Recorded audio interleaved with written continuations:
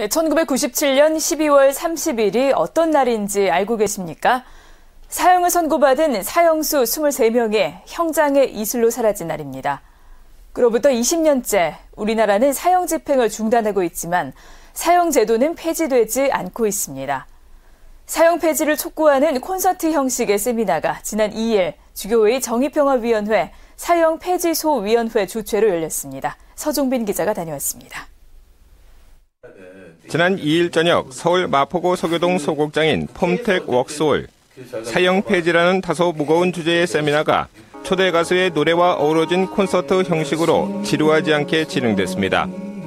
주교회 정의평화위원회 사형 폐지 소위원회가 주최했지만 종교를 떠나 다양한 계층과 나이, 직업을 가진 사람들이 함께했습니다. 김덕진 천주교 인권위원회 사무국장의 사회로 진행된 사형 폐지 콘서트에는 금태섭 더불어민주당 국회의원과 홍성수 숙명여대 법학과 교수가 토론자로 나섰고 가수 한동준과 이상은이 생명과 평화를 노래했습니다. 사형 집행이 중단된 지 20년이 되는 역사적인 해를 맞아 사형 제도의 오해와 진실 그리고 대안이 가감없이 논의됐습니다.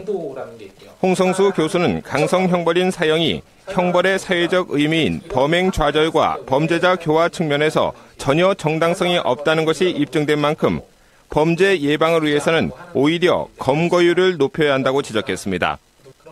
사형제 폐지의 대안으로는 가석방 없는 종신형과 범죄 예방을 위한 인력과 예산 증가 이외에 피해자의 법정 진술권 실행과 사회 복귀 대책 강화 문제가 집중적으로 거론됐습니다.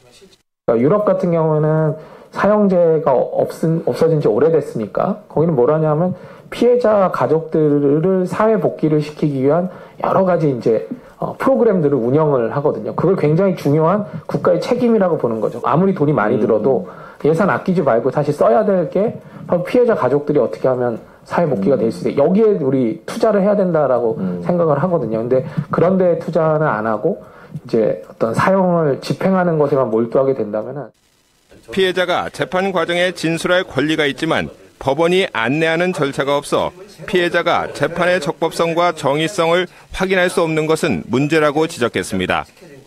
토론자들은 피해자의 이름으로 국가가 사형을 집행하는 것은 피해자가 원하는 것도 아니며 국가의 임무도 사회 정의도 아니라고 목소리를 높였습니다.